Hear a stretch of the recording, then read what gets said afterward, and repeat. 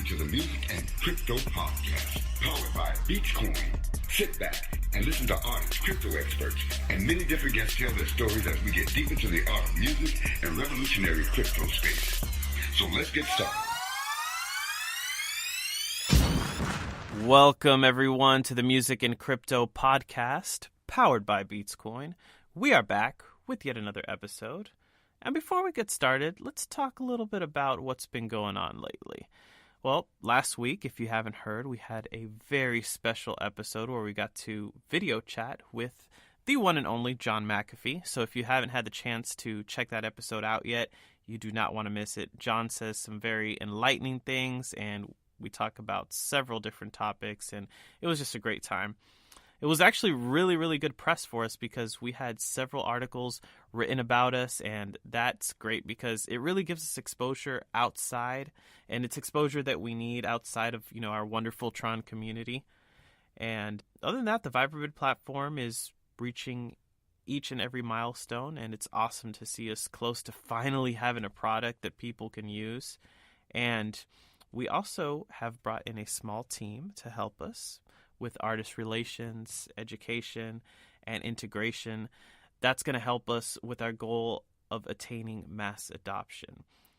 And one of those guys on the team is Brian Genius, who has been on the episodes with us. He was on with us the other day with Lloyd Williams. He'll be coming on the phone here in just a few minutes, and he will be introducing us to Pete Belasco, our special guest today, a jazz singer that I can describe with one word. And that word is smooth. His songs have been played millions of times on YouTube and other streaming services, and he's been around the music industry for a good while. So I'm very excited and very interested to hear his perspective on many topics, and we are going to get straight into it. Let's go.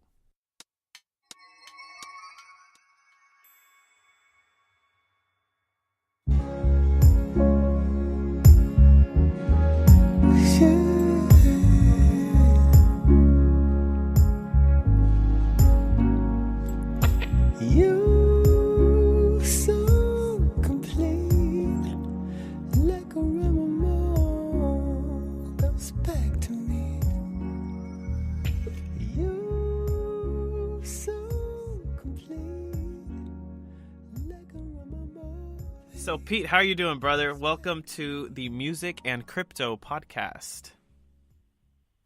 I am doing amazing. I'm pretty happy to be with you guys. Thanks for having me.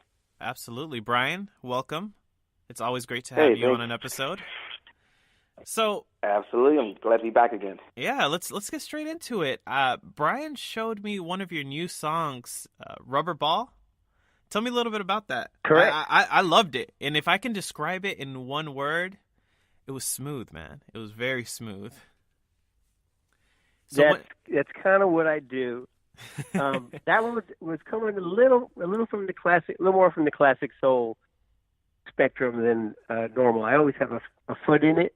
But yeah, that's kind of where I was coming from. That early 70s feel good, smooth vibe. You got it. Yeah, man. When I listen to your music, which, I knew we were going to be interviewing you since probably last week, and I started listening to some of your music, and I'm like, man, all I need to do is dim the lights a little bit, put a couple candles, a bottle of wine. I have heard that before. A bottle of wine and candles, yes. And, I tend to get that a lot. I also get, man, this really works. And I said, I don't need to know all the particulars, but I'm good. I was just gonna start with dinner. Hey, I just have dinner on the table, bottle of wine, dim the lights. Hey, okay. Google, hey Alexa, play Pete Belasco, and then the rest is history. I am going to try that, and I'll leave it at that. Yes, actually, to keep it somewhat PG, someone did years ago put a post on Facebook that Pete Belasco was the poor man's Viagra. So that's awesome. So Pete, tell me how did you meet Brian, and how did y'all get connected again? We had met somewhere in Mount Kisco years ago when I I remember meeting him, but it wasn't until a friend at the post office was like, "Man, there's this great musician that you got to meet," and he said, "But I don't remember his name." But he had his phone number, and I called, and he said, "I think we've met." And then I was like, I wasn't sure, and then as we talked more, I said, "I do remember." Yeah. The man can play guitar. We bumped into each other in Mount Kisco. I forgot where exactly. And you must have been, you know what it is about musicians? There's this aura, okay? You know, like you can spot them out, you know. And it was something you were doing. I don't know if you were singing. And I was nosy, man. I'm known for doing that. I'm not shy. I'm like, "Hey, are you a singer? Are you singing?" You know, we were talking, and you handed me, I think you even handed me one of your CDs at the time. But I went home. And Really? I was like, yeah, I did that. That you is may so you may easy, be you may have had one, and I googled Right. you, man. I'm like, oh man, dude. I'm like, you know what? Yeah. I heard, you know, I know you don't like to be, you know, compared, but the bottom line is the truth is the truth, man. You know, like you did your work, right? You know, like you're smooth and you got a lot of soul, right? And not only that, Pete can change it up too, right? I mean, you're hearing smooth jazz, but he changes it up. But his influences, I'll let him talk about that. But yeah. Yeah, because I said you're a jazz singer, but then you kind of came back at me with what was it that you said? Well, it's jazz influenced, jazz-ish. I mean, a jazz singer that's another level of talent that I don't have. I play saxophone, but as far as a jazz singer, I mean, I'm thinking of Joe Williams and, you know, Ella, and that's another level. What I do is, you know, I kind of catch a little of the vibe, and I have a big foot in the classic soul. I mean, those are who really kind of changed my life. It was the Marvins, the Curtis Mayfields, the Isley Brothers, Brian Isley Brothers. Oh yeah, man. So those are the ones that, for a time, I was a jazz saxophone snob. That's all I wanted to do. And then I heard Pusher Man by Curtis, and that kind of turned me around. And then Trouble Man by Marvin, and I was like, damn, there is life beyond the small box I was in. So how did you get started in music? How did, take us through, whether it was your childhood or adolescence, what got you into all this?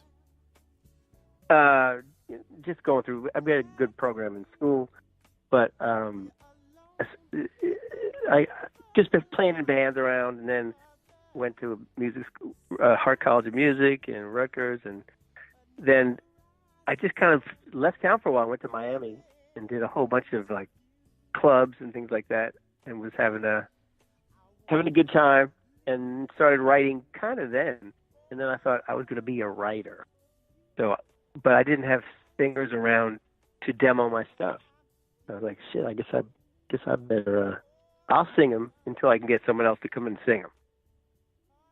So I started doing that, and then I sent a couple of demos out, and they Verve Records at the time was like, no, this is great. So all of a sudden I was thrust into being a singer, which that wasn't the plan at the time. Why not? Did you not think you were a good enough singer, or what? I just thought I was a writer, Mm-hmm. and that's kind of where I was. And I've since kind of realized, okay, I have a unique voice, so I don't have to be Luther Vandross to sing. Right. Yeah. Speaking of Luther Vandross, name a few artists that were most influential to you, kind of growing up, and to where you are now. Growing up, I was a huge Beatles fan. Still am a huge Beatles fan. But it was when I heard Curtis and Al Green and the real giants of soul that kind of turned me around. That's what made me want to write music I write, and I just kind of fell into that. I mean, I have a bunch of different styles. That's another like to. I'm a fan of James Taylor. Real classic, good songs is really what it's about for me. I love Burt Bacharach. So if you can write a good song, I don't care what era it is, that's what moves me. Let's go back to your writing. What kind of inspires you to write? Because I love writing, so I like to pick the brains of those who are in music and have made music. What do you kind of stick to when you're writing your songs? For me, I mean, I always wished I was the McCartney kind of writer that would wake up and I've heard a complete song in my head and it's done. The fact of the matter is that I'm at the piano every day, and I may not have a complete song, but I have a little snippet, and I just work with that until it grows into a song. What tends to happen is I find another snippet, and then I have two snippets that aren't finished. But I'm at the piano every day, just writing, and it's laborious, but I love doing it. No, I can sit down, play a chord, and then sing, and if something jumps out, I continue. Oh, I feel you 100%. When I write, I have the same thing, little snippets, and then you'll combine, what's on page 10 with what's on page 5, and you're like, okay, I think I'm working right. with something over here. And like those cats that say, I wrote like 20 songs this weekend, and I'm thinking, get out of here. How good are those? How good are those songs? Those 20 songs. So, tend to be critical, but I take my time with it. But I do work hard at it. What would you say is your most favorite song? Let's do this. The favorite song that you've written and why, and tell me the most favorite song that you've performed and why. The favorite song I've written, that changes constantly, and I keep discovering older songs that I've written that were amazing that I can't believe I passed on. So, I love I Ain't Doing It off Lights On. That's one of your big ones. I have a kind of, I have a bunch of kind of impressions, 1964 vibe songs on that. One's called Rocket. And then the last track, I think, is it the last track? I've called a track called Who's the Man, also on that record, which is a kind of a blaxploitation kind of vibe from the 70s, and love that track. And Hurry Hurry from the Deeper record, Deeper from the Deeper record, Love Train from the Get It Together record. So I can't really pick one. I like them all. Okay. And what about when it comes to performing? I like playing with a track called Love Train, but each night can be different. So some can be killing, and some nights it's just not working. So I grab what I can grab. When was the last time you toured? I haven't toured in a while. I mean, I'm notorious for having large gaps between records. I haven't actually been on tour probably a couple of years, but with this new record, we'll see what happens. So why is that? Why do you have these large gaps without records? Because I have some of my favorite artists, like I feel like they take forever to put out a new record. Well, first of all, it's painstaking and it's treacherous, and it's I forgot the artist I had seen once, and she said every time she's in the studio, she wonders, why in the hell am I putting myself through this? So yeah, it's a little up and down. And also, I was a stay-at-home dad as well. And so loving every second of being a parent. In fact, there's a song on Lights On called My Eyes, which is about my two girls. So, a lot of times that was what was important. Taking them to school, hanging out, whatever. That's true. So now they're older and they could care less about me, so now time to write some music. I think I'm in that stage where you were at before, because I'm hanging out with my daughter. She's only 6 all the time, so I see where you're coming from, 100%. Those are the best times, absolutely. And it adds inspiration to you later on, right? Yeah, I mean, My Eyes is a perfect example. It's what's that? The line is something like, "Hope they'll never change their name," or something like that. It'll change You love him now, you'll hate him, you love him. But I wouldn't have changed it for the world, and that's probably the main reason why there was such large gaps. So I'm determined to keep those gaps down to a minimum now because my catalog is so large these days. Hopefully we can get them out. Yeah, man. How? When did you release RubberBall? That's very new, right?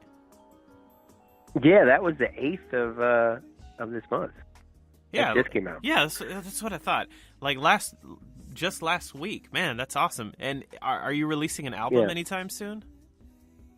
I am. I was trying to stay current, and I released Strong and Able, so I was going to do a bunch of singles because some people in the industry said, let's do some singles first. It's such a digital thing these days. Mm-hmm. So I was trying that, but it looks like my fans are yelling at me and are angry. They want to hear the record. So I'll probably not put out another single, probably just go straight to the record.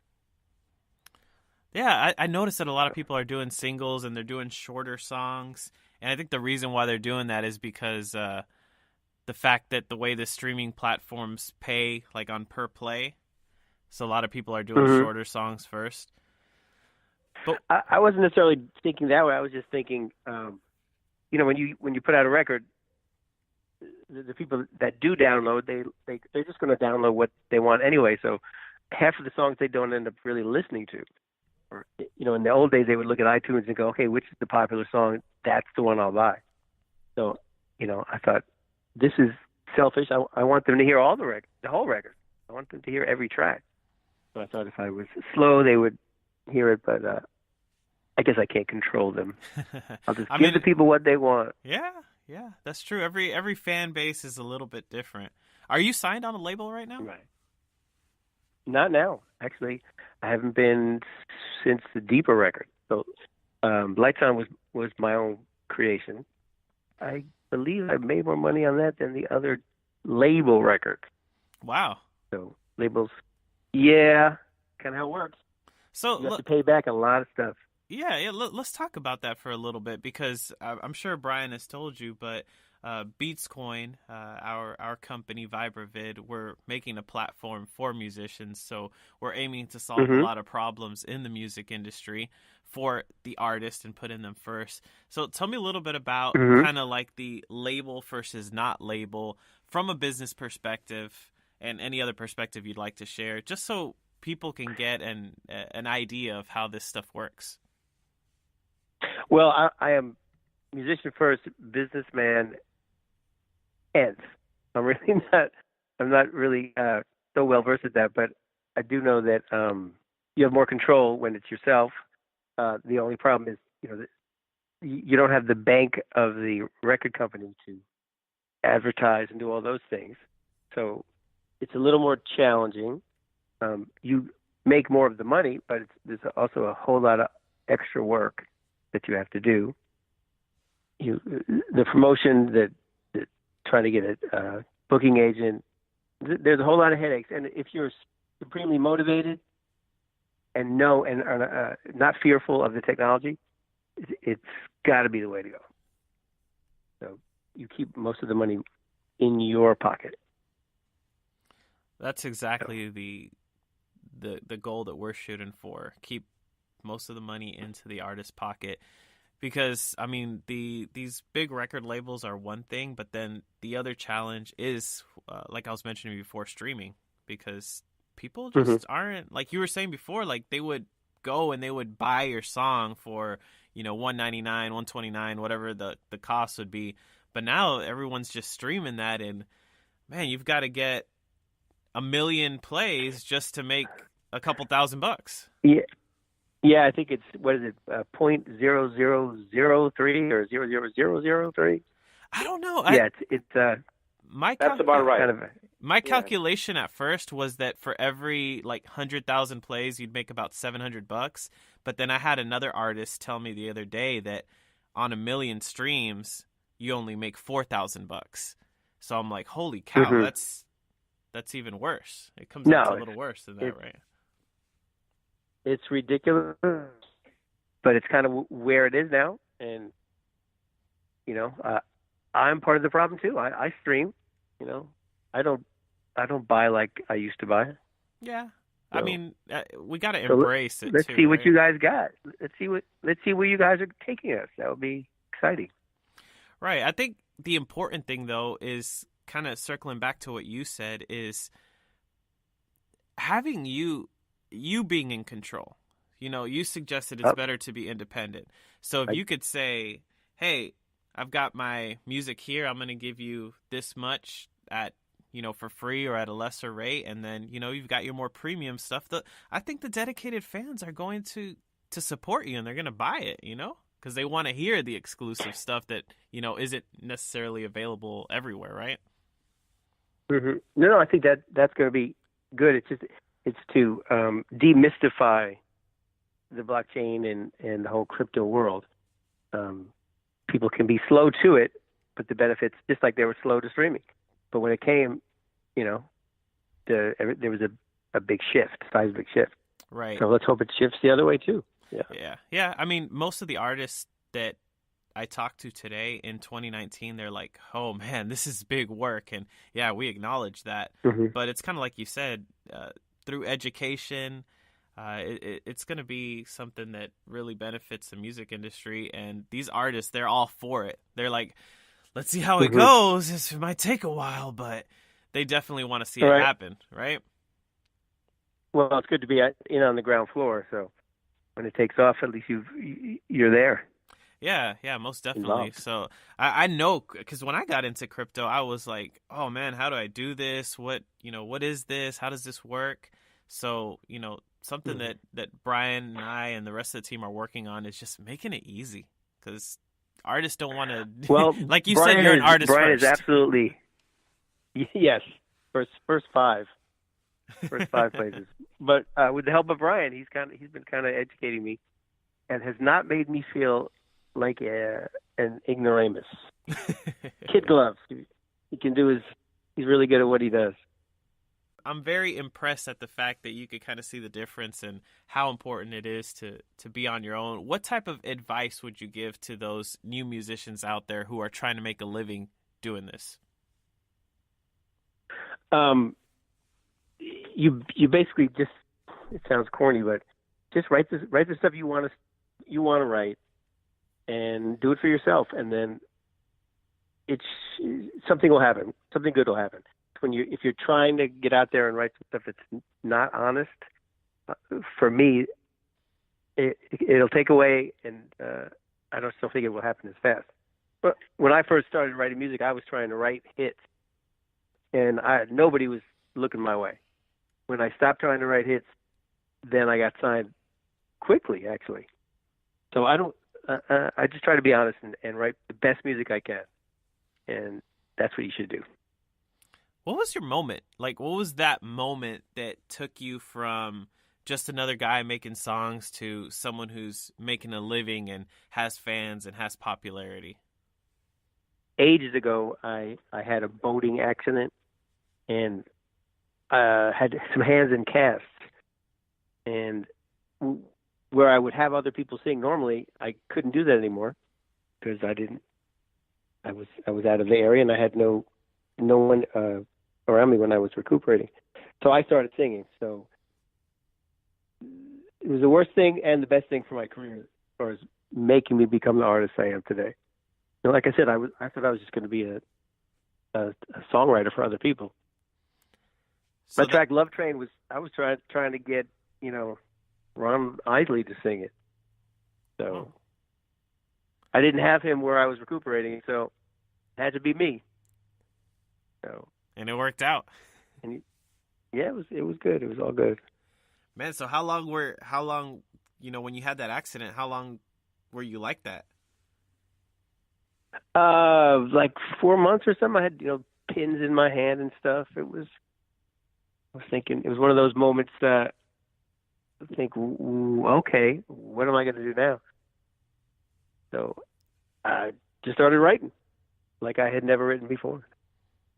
And so, like I said, it was honest, and I did it because I had nothing else to do, and people really took notice.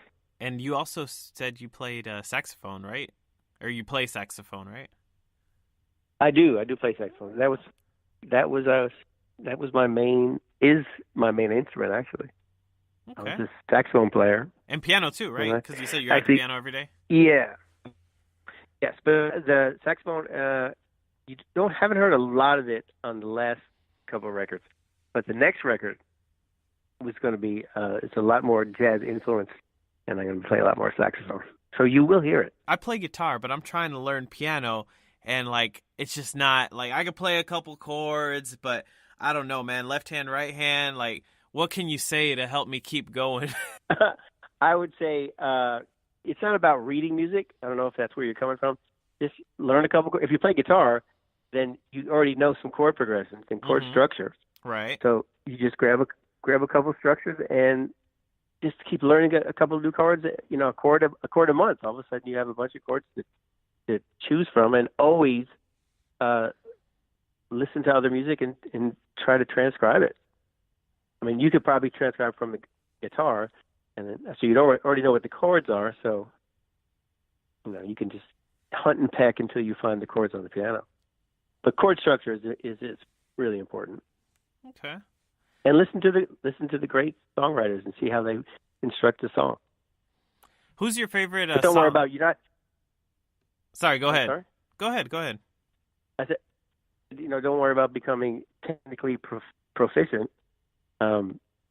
Just do enough that's going to make you happy and that's going to let you write the songs that you want to write. Like, don't try to overcomplicate your chord progression or your melody, your notes. No, actually, it was when I had the two casts on my hands, that forced me to be super simple. And although now that the casts are gone, I tend to write it sometimes a little more complex than I used to. But only having a few fingers sticking out, I was forced to keep it simple, and so then the melodies became a little stronger. So simplicity, I used to be afraid of it, but now I embrace it. And that's the secret. It's the hardest thing to do is to lay back, not to overplay. Yeah, actually, I have a new song is coming out, and the exercise was to try to write something. Started really simple, and my first inclination was, I can't. This is way too. I can't do this. But then it took on a life of its own, and I'm thrilled. So it was a real exercise, but it turned into a real super positive. That's awesome. So you have all the songs, like, are they completed and ready for the album? Mm-hmm. You just got to record them, or are they all recorded already? You just ready to drop it? No, they're done. Although I decided to add one more to the mix, which I have to get mastered. But they're ready to go. It's got to get a little more artwork for the main project, and then we're ready to go. That's awesome, man. I'm so excited. I will let you know, and you will be among the first to get it. Oh, you betcha, man. You betcha. Maybe I should go vinyl, right? Dude, that's what a lot of people are doing it because they're collectibles. I've seen a lot of bands start, releasing a vinyl record, and people like it. You have a couple first 100 you autograph, and people love to keep those as collectibles as well. Yeah, where I get my stuff mastered, it's a place called Master Disc, really world famous place, and they do a lot of cutting vinyl. So it might happen. We'll see what goes on. Yeah, man, that would be cool. I've wanted to get into vinyl, but I don't have a record player. But I was like, I really should get one.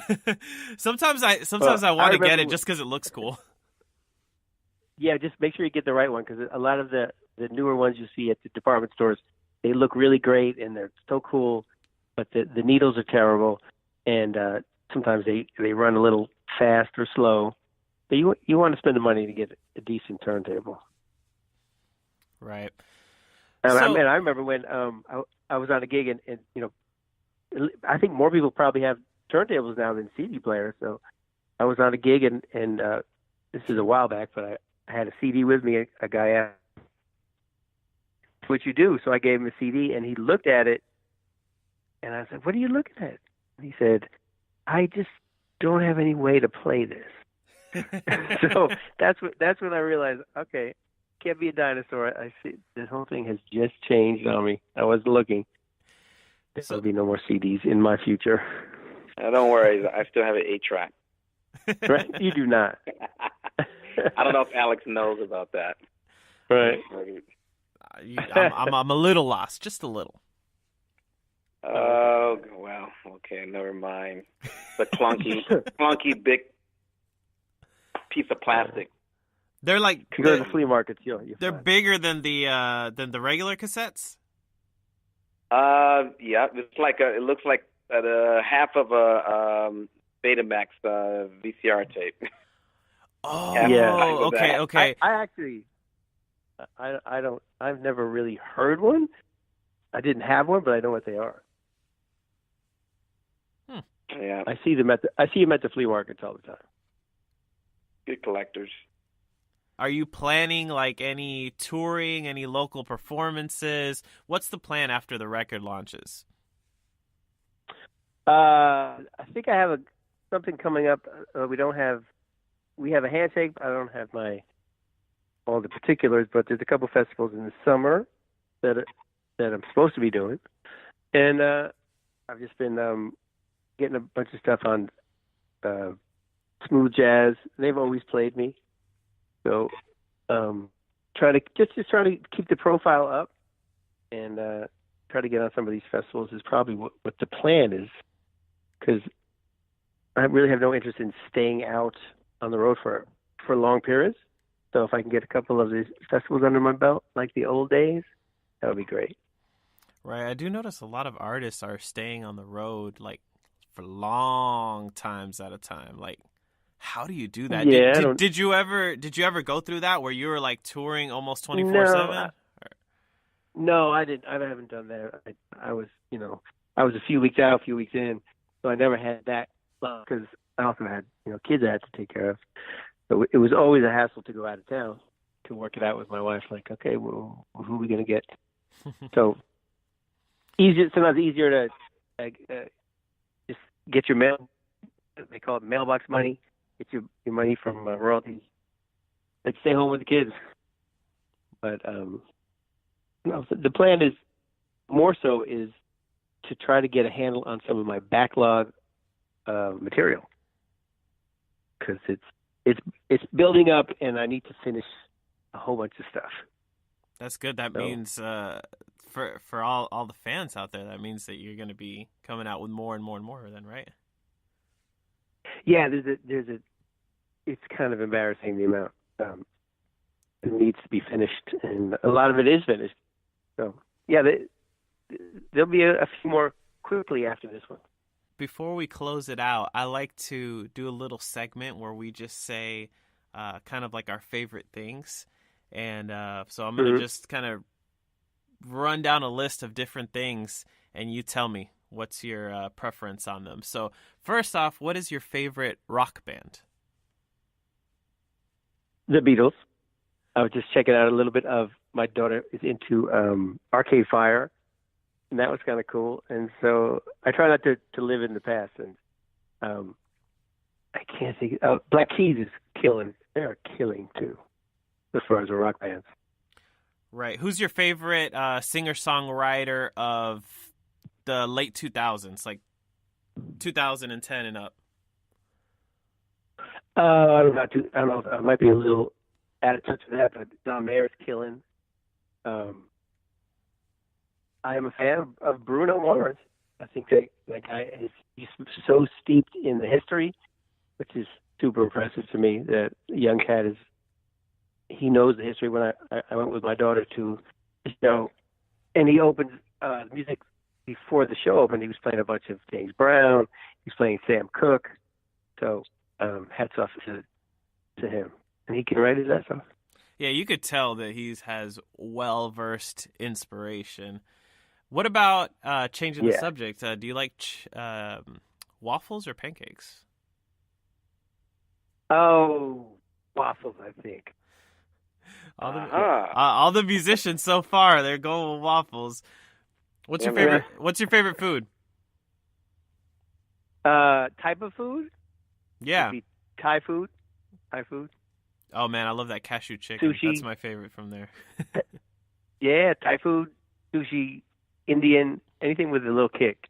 All right. Favorite place to visit for vacation? Well, I'm in the suburbs of the city, so probably the city. Yeah. And there's yeah, I do. And there's a couple hiking spots that I love to go up into the woods and be by myself and write. They're in upstate New York, right? Yeah. Awesome, man. Well, you know what? I want to leave the last minute or so for you. Is there anything that you want to say to the listeners out there? Anything you want to speak about? The floor is all yours before we head out. Not really. Just be good people, and take care of your neighbors, and listen to different musics. Make you a better person. I agree with that, Pete, and it was a pleasure getting the chance to meet you. I know hopefully we'll get to talk soon again, and thank you for just sharing your experiences, and we want to see you using Vibravid very, very soon when we launch our platform. Yeah, I'm really excited about it, and I'll see you at the wedding. All right, man. We'll see. Let's see if I can get a bargain, and that can be my gift to them. All right. So Brian, I need you to work on him and see how low he'll go for a good hour performance over there. Yeah, you got to negotiate. All right, man. Thank you guys All right, so man. much. Thank you so much. Thanks, Pete. Talk to you soon. All right, take Bye-bye. care.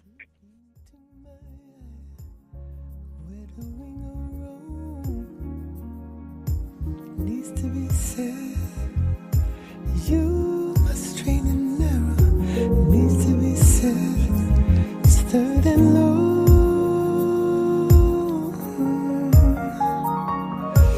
You so complete, like a rubber ball, bounce back to me.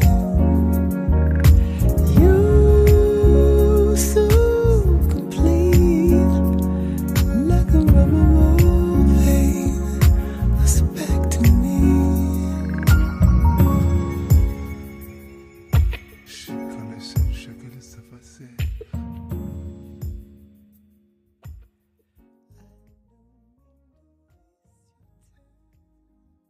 That was RubberBall, the new single by Pete Belasco, here on the Music and Crypto Podcast. Look out for his album coming out soon. I feel like I gotta end it there on a smooth tone. But yeah, guys, I really appreciate you guys listening to this latest episode of the Music and Crypto Podcast. I hope you enjoyed it. And special thanks again to Pete, who took time out of his busy day to talk to us. We look forward to listening to your music. I know you have a lot coming out. So, guys, make sure to check out his stuff. And you heard it here first. He will be on Vibravid. So that makes us even more excited that he is a believer in the platform and he will be using it. Last but not least, guys, make sure to follow us on Twitter at BeatzCoin. We have a lot of information and news there. You can follow me at ProGera because I like to be on Twitter and I like to talk to people, so you can engage me anytime. But for now, that is all, and we will leave it at this. Have a great day, evening, afternoon, whenever you're listening. Share this podcast, and let's keep it rolling. Peace out.